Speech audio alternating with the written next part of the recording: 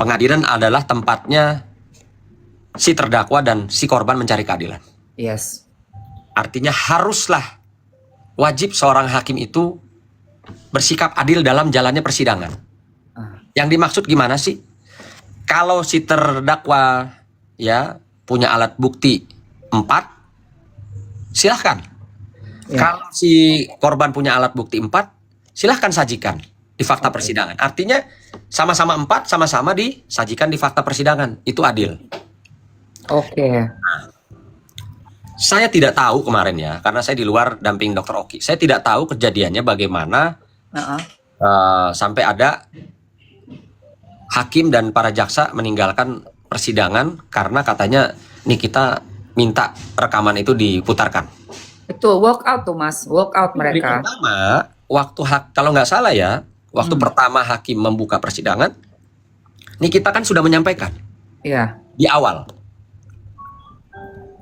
memohon untuk diputarkan. Betul. Gitu loh. Artinya ya seharusnya pihak majelis hakim, oh ya silahkan. Jadi dalam persidangan itu baik terdakwa maupun korban dalam rangka mencari keadilan, silahkan menyajikan bukti-bukti, silahkan mengajukan saksi-saksi gitu loh. Jangan dibatasi. Benar. Jangan dibatasi. Iya Silahkan, sih. boleh kok. Memang siapa yang bilang kalau terdakwa nggak punya hak untuk mengajukan alat-alat bukti? Siapa yang bilang begitu? Iya, ini gini Mas, karena waktu hari yang pertama saksi datang ya, bukan hari pertama pidana sidang pidana, tetapi hari pertama saat pemanggilan saksi yaitu RG suaminya dengan 2 karyawan mereka. Itu kan pengacara Nikita Mirzani mengajukan satu bukti di mana ada didengarkan suara dari Fitrisal Huteru. Sudah dikonfirmasi juga, ditanyakan oleh hakim kepada Reza Gladys, suara siapa itu? Itu suara Fitrisal Huteru. Nah, disitulah aku ngerasa ini boleh kok didengerin gitu. Karena di hari pertama pemanggilan saksi sudah didengerin tuh ada suara yang menyatakan dari Fitrisal Huteru tentang kasus ini. Nah, kenapa bukti yang berikutnya kok malah nggak bisa di-up gitu loh? Nggak mau diperdengarkan gitu loh. Ya itulah makanya saya bilang Ya kan? harusnya ini ya saya juga jadi ikut menghimbau lah ya kepada majelis hakim yang terhormat, nggak usah takut waktunya jadi panjang apa, tapi berikan ruang ya, baik kepada korban, kepada saksi, kepada terdakwa, jika mereka memiliki alat-alat bukti yang terkait atau berkaitan dengan Kasus ya. iya, dengan kasus gitu loh. Jadi ya kami memohon lah gitu loh. Ini pengadilan, tempatnya si terdakwa dan si korban mencari keadilan. Dan Mbak Emma kan juga ingat kan, apa sih yang dibilang keadilan? Keadilan itu harus berimbang sama-sama. Kalau kita melakukan perbuatannya, kesalahan atau kehilafannya itu sebesar kelingking, ya jangan dihukum dia seperti dia melakukan perbuatan sebesar jempol. Betul sekali, Mas. Nah, begitu juga sebaliknya. Ya. Saya meminta dalam hal ini pemerintah juga turun tangan dan bisa melindungi masyarakat khususnya dan berlaku adil. Benar. Katakan, nih kita saat ini memang sudah jadi terdakwa. Nah, tapi kalau kita lihat, kita duga saat ini berdasarkan dari satu instansi pemerintah yang sudah merilis terkait dengan adanya dugaan produk yang tidak terdaftar atau apalah itu. Ya. Kami juga minta, yuk kita sama-sama minta kepada pemerintah dalam rangka penegakan hukum. Si korban juga harus diperiksa, si korban juga harus diambil tindakan, gitu loh. Itu baru namanya Indonesia adil. Adil, betul. Ya, berkeadilan. Jangan yang satu jadi terdakwa, yang satu udah dirilis loh ya, bukan kata Sunan, tapi yang rilis adalah BPOM. Produknya bermasalah. Betul, Mas. Mana tindakannya? Gitu loh. Karena ini terkait dengan kesehatan masyarakat. Ya, dari awal saya sudah bilang. Contoh, saya tegaskan kepada klien-klien saya, owner skincare maupun owner pabrik skincare, Saya bilang sama mereka, saya mau jadi pengacara kalian. Saya mau terima duit dari kalian. Tapi satu, jangan pernah kalian merugikan kesehatan masyarakat, saya bilang. Iya. Kalau sampai saya tahu kalian merugikan kesehatan masyarakat, saya yang akan jeblosin kalian, saya bilang. Ini demi Allah, demi Tuhan, Mbak Emma, saya nyatakan Iya. itu. Iya. Ya, saya nyatakan hal itu kepada para pengusaha skincare dan para pemilik pabrik. Benar. Ya, Mm, mm. jangan hanya memikirkan keuntungan, ya, jangan hanya memikirkan kantong kalian sendiri tanpa memikirkan dampak efek ke depannya untuk masyarakat. Ya, saya sudah sampaikan itu. Dan alhamdulillah ada pengusaha skincare yang langsung menarik semua produknya dan membenahi diri. Begitu juga klien saya, owner pabrik, membeli kembali semua produknya yang dianggap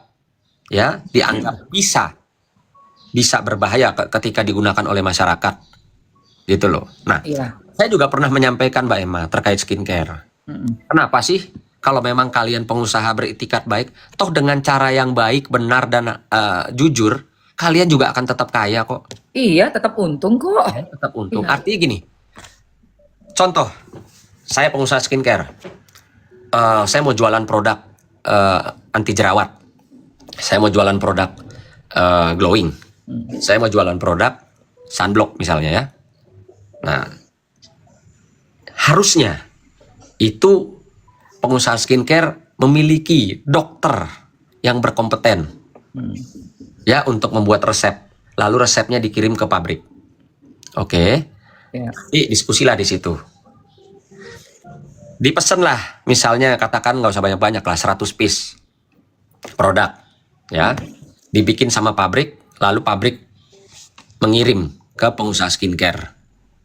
Nah, kalau memang pengusaha skincare ini punya itikat baik, memikirkan kesehatan masyarakat, ya, tidak istilahnya mau nanti gimana ntar deh, toh produknya bukan saya yang buat, Waduh. ya. Kalau para pengusaha skincare di Indonesia ini memiliki hati nurani dan apa ya istilahnya itikat yang baik, memikirkan kesehatan wanita Indonesia pada khususnya, karena kan banyak wanita yang beli ya, dia akan melakukan cek and recheck, Betul. ya. Betul. Betul. Apa yang dipesan ke pabrik Betul. kirim, dicek dulu, random aja deh, masa nggak punya duit sih dari 100 produk, cek aja Betul. 5 atau Cek 10 aja. produk, ya kan? Setuju. Ada nggak Betul. kandungan berbahayanya? Ada Yes. nggak? Kalau nggak ada, monggo langsung diteruskan ke penjualan. Tapi kalau ada ditemukan, ya komplain dong. Benar, benar, Balik benar. dong. Karena ini kan menyangkut nama baik dia, menyangkut terutama kesehatan masyarakat. Mhm. Sesederhana itu kok Mbak Emma, sesederhana. Ya. Ini yang aku sangat sayangkan ya. Mereka buang body semua nih, Mas. Yes, Dan bahkan ada pengusaha skincare yang buang body ke pabrik. Oh, itu kan pabrik yang bikin. buang body, betul. Sekarang Parah pabrik yang bikin, betul. Atas pesanan siapa? banget. Nah, Ya. Anda pesan atas beredar di masyarakat, siapa yang jual? Apakah pabrik atau kalian? justru itu. Itu udah deh. The point is kamu yang menjual, kamu yang harusnya melakukan quality control. Yes, that's it, that's right. Oke. Seperti itu. Wah, kacau sih. Nah, ini ada yang komen kan, jadi nggak mau pakai skincare lokal. Jangan begitu juga sayang. Masih sangat banyak sekali pengusaha-pengusaha lokal yang jujur amanah. Jangan cuma karena 2-3 orang ini, ya 2-3 orang, 4 orang ini kalian jadinya apatis dengan produk lokal. Sayang loh. Ya. Karena yang aku pakai lokal ini. Nggak, karena gini juga. Lokal.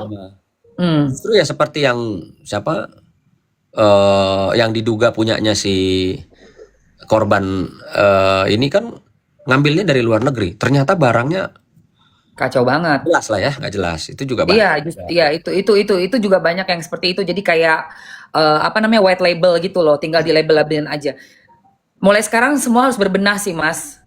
Iya. Memang tanggung jawab di kita penjual. Betul. Penjual mesti ngecek, Betul. mesti cek. Iya, mesti quality control dari si penjual. Mbak Emma inget nggak waktu saya mendampingi Doktif, itu kan juga terpublikasi di media ya, rame ya. Saya mendampingi Doktif datang ke DPR RI. Yes, ingat. Nah, di mana kami datang tidak hanya berdua, kami juga datang dengan Badan Perlindungan Konsumen Nasional. Di situ juga hadir ketua umumnya, ya. Lalu dengan pembahasan dengan para anggota DPR RI itu banyak yang meminta, ya, anggota DPR RI itu meminta saya untuk terjun sebagai orang hukum membantu para konsumen yang memang dirugikan atau bisa saja akan terjadi kerusakan kesehatan gitu loh. Oke. Di situ juga di ruangan DPR RI juga ketua Badan Perlindungan Konsumen Nasional itu menyampaikan. Jadi ini ada di Instagram saya posting menyampaikan bahwa Jangan sebut aplikasi. oh gitu. Igoi. Iya. Oke. Mas, hati-hati Mas. Anything kayak itu YT jangan sebut full. AI-nya jalan. Oke, terus lanjut. Sorry Mas. Ada di Igoi. Iya emang begitu. Pokoknya kalau yang namanya di ini Mas. Nanti kalau kita ketemu aja aku obrolin. Itu soal teknisnya TikTok. Nanti aku kasih tahu Mas. Oke, terus Mas. Jadi ada di Igoi-nya Mas Sunan mengenai yang dari DPR untuk menaungi ya. Saya ralat, bukan kepala BPOM, tapi di sana sama-sama sudah disepakati, sudah juga dirilis di media. Mereka menunjuk saya menjadi ketua bidang hukum perlindungan konsumen. Nah itu bagus Mas. So far gimana? Karena yang aku lihat nih secara mentalnya mereka, psikologinya mereka nih para korban kayak kan mereka middle low ya, banyak kan tuh. Yes. Nah itu apakah mereka punya keberanian untuk melapor atau gimana Mas? Sebenarnya gini sih ya, kita tuh jangan pernah melihat atau takut dengan ini pengusaha skincare banyak duitnya apa ini itu. Sudah terlalu banyak contoh di Republik Indonesia. Orang hebat, pejabat, ngerasa banyak duit, ngerasa dirinya mafia, yang jatuh masuk penjara juga banyak contohnya. Iya benar banget, banget. Nggak usah takut, gitu loh. Benar. Ya, udah banyak contohnya. Ini saya dari tadi kok banyak lihat juga nih teman-teman komentar soal Mas Uya Kuya. Iya nih Uya Kuya kenapa sih? Aku juga dari tadi mataku sampai keganggu. Saya sampaikan nih sama teman-teman netizen ya. Saya bersaksi, saya pribadi nih. Saya bersaksi bagaimana seorang Mas Uya Kuya itu peduli dengan kesehatan masyarakat dan dengan gerak cepat dia kemarin ini membantu seorang anak perempuan usia 16 tahun yang sedang kritis. Sedang kritis di rumah sakit di rumah sakit di bawah Kementerian Kesehatan itu. Dia sangat gercep, hitungan menit dia bantu anak itu yang di UGD dalam keadaan kritis. Demi Allah, demi Tuhan Mbak Emma, saya bersaksi karena saya melihat, saya ada di situ gitu loh. Beliau Mas Uya Kuya itu datang ke rumah sakit untuk melihat anak tersebut. Saya bicara sampai merinding nih Mbak. Saya demi Allah demi Tuhan saya sampai merinding. Artinya mungkin teman-teman yang belum tahu Mas Uya Kuya dalam jabatannya saat ini, dia betul-betul sungguh-sungguh. Itu di hari Minggu loh Mbak.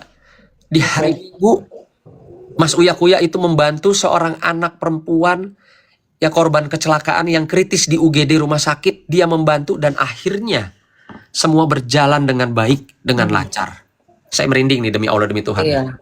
Ini juga ada yang komen tuh, katanya Uya Kuya akan membantu untuk memberantas apabila terbukti memang produk mereka tuh berbahaya. Nah, kayaknya sih mungkin ya nih Mas, karena kan yang kita kembali flashback kemarin tuh yang di wawancara di podcast. Begini gampangnya, Mbak Emma. Mas Uya kan sudah sampaikan. Ya. Mana korban yang dirugikan, mana buktinya.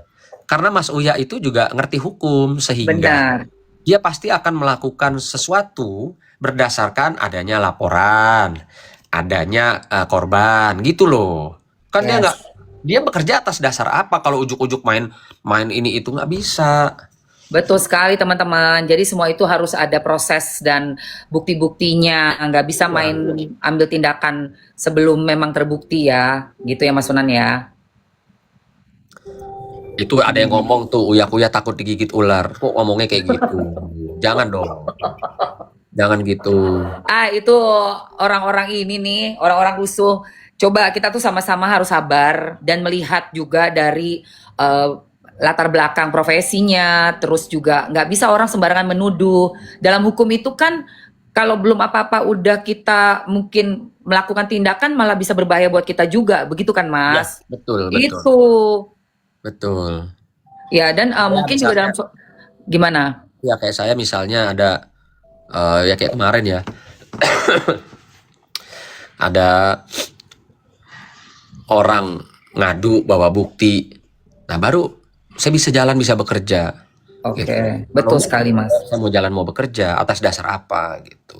Iya, benar-benar. Kalau kalau nggak salah memang ya seperti itu ya, di hukum itu semuanya harus ada pembuktiannya gitu. Pembuktiannya. Kalau nanti juga kasus Nikita Mirzani ini ternyata buktinya Nikita lebih kuat, mungkin bisa bebas ya Mas.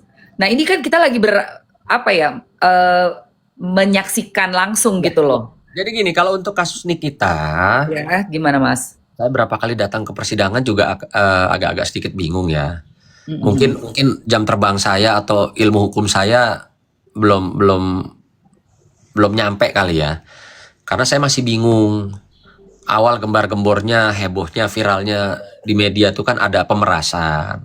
Ya, Ya, kita ngomong itu dulu, pemerasan. ya, Nah, sementara kemarin klien saya sudah memberikan kesaksian, ya, memberikan kesaksian berdasarkan bukti yang ada, yaitu bukan rekaman, transkrip percakapan. ya. Jadi di situ saya kagetnya luar biasa. Demi Allah, demi Tuhan, saya kaget luar biasa Uh-uh. bahwa apa yang disampaikan Dr. Oki di muka persidangan pada saat dia sebagai saksi di ruang sidang, bahwa itu benar. Saya pun melihat sendiri bukti-buktinya bahwa itu benar. Awal persoalan ini bisa terjadi, yang ngejar-ngejar Dr. Oki, klien saya itu ya si korban. Nah itu kan, itu kita tahu tuh ya dari dengar suara langsung Dikasih lihat, mungkin buktinya. kemarin nggak dikasih lihat ya, karena Dokter Oki cuma menjelaskan tapi tidak diperlihatkan, masyarakat mungkin nggak lihat. Kalau saya kan lihat, saya baca Yes, benar. dari awal itu memang yang aktif ya Iya, iya, iya. adalah korban. Ngejar terus Dokter Oki, WhatsApp, telepon, video call. Banyak sekali kalau kita lihat di situ, Dokter Oki tidak melayani, tidak merespon. Aduh. Sehingga si korban itu menghubungi lewat DM. Ya, Oki, kok WA nggak dibaca? Gitu loh. itulah Artinya Mas. intens gitu loh. Nah, dengan saya sebagai orang hukum yang bodoh, Mm-mm. yang mungkin berapa kali saya pernah menangani kasus-kasus keras, kasus pemerasan lah, kita bahas pemerasan ya. Yes. Baru pertama kali seumur-umur saya jadi pengacara, ada seorang korban yang mengaku korban pemerasan itu lebih intens ingin bertemu dengan si penjahat, Bener banget. ingin bertemu, ingin kenal dengan penjahat. Baru pertama kali nih saya sebagai orang hukum yang ya mungkin ilmu saya masih jauh lah di bawah ya sama para senior tadi. Saya itu kan bergaul ya sama, katakan sama apa ya, sama teman-teman di lapangan lah, sama preman. Iya. Sekarang kita analogikan gini, Mbak Emma pakai perhiasan, gelang, cincin, anting, Ya. terus turun di terminal bus misalnya, Mm. ya. Mbak Emma kira-kira nyari si tukang peras nggak? Ya enggak lah. Tukang peras mana nih, tukang peras? Peras gua dong. Iya, mana nih, mana? Bakal begitu nggak? Bener-bener enggak, memang enggak masuk akal sih, Mas. Nggak akan melakukan hal itu kan? Enggak akan nyari orang lah untuk ya ampun. Oke. Ngasuh gitu kan. Nah, Ada, terus ini sejarah yang luar biasa sih. Nggak ada seorang korban pemerasan yang lebih intens nyari-nyari. mencari si penjahat. Nah, terus udah ketemu nih sama si penjahat. Kita pokoknya frame-nya pemerasan ya, udah ketemu nih sama penjahat. Gitu, udah ngobrol sama penjahat. Katakan penjahat meres lah. Katakan si penjahatnya meres. Misalnya. Gue tahu nih rahasia lu ya. Lo kalau nggak kasih gue duit 5 perak, Gua bongkar rahasia lo.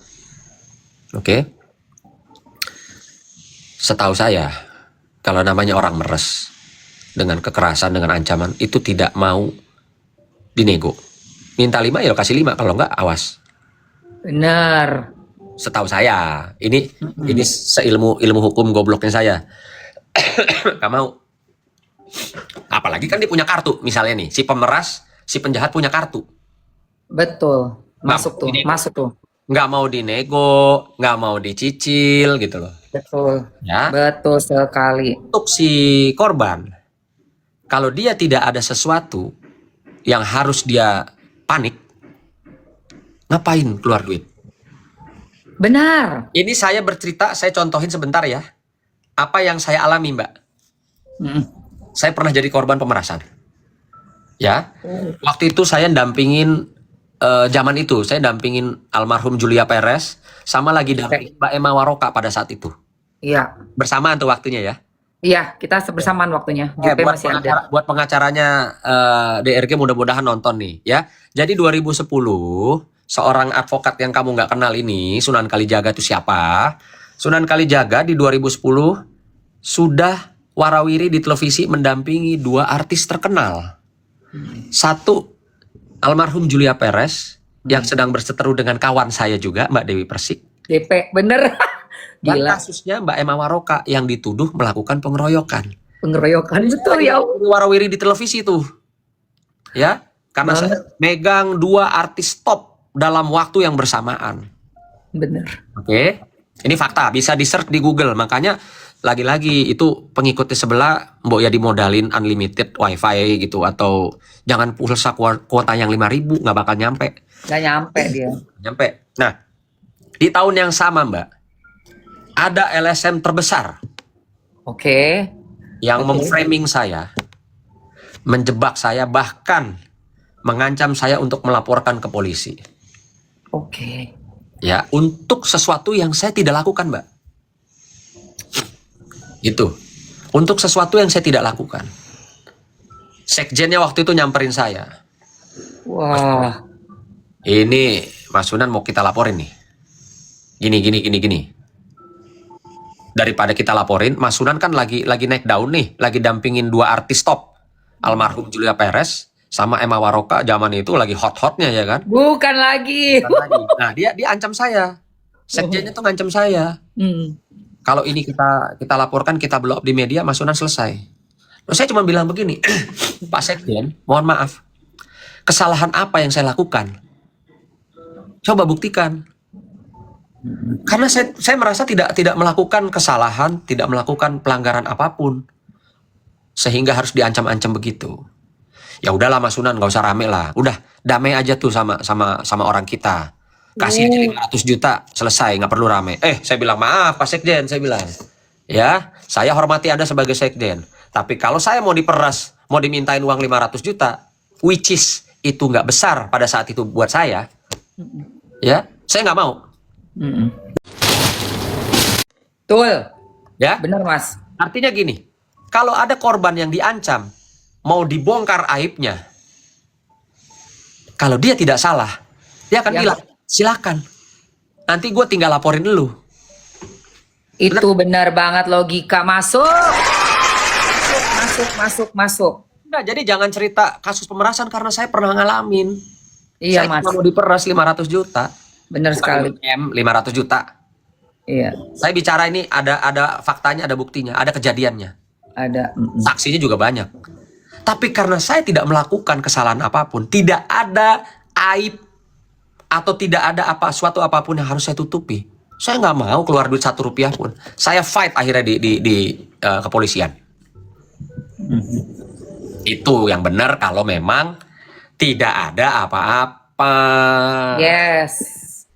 Nah, ini yang akan kita buktikan ya Mas di pengadilan. Apakah nanti fakta-fakta yang mungkin ke depan ini kan ada banyak saksi baru kan? Nah, itu yang akan bisa membantu pernyataan Nikita Mirzani bahwa dia sama sekali tidak melakukan pemerasan, bahwa dia ditawarkan suatu bentuk pekerjaan yang mana kita ini sebagai public figure pastinya banyak dapat tawaran ya dari brand untuk meningkatkan brand image mereka. Seperti itu. Untuk bantu untuk mempromosikan mereka. Nah, ini kan yang akan kita sama-sama dengerin ya, Mas, gitu loh. Nggak, artinya gini loh.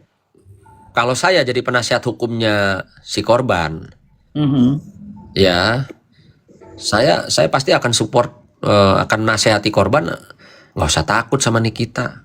Kalau dia bongkar, kalau kita benar ya, kita bicara kalau posisi klien saya benar, tidak Yes. ada dosa, tidak ada kesalahan yang perlu dia takut, dia khawatirkan, Betul. ya saya akan nasihatin klien saya.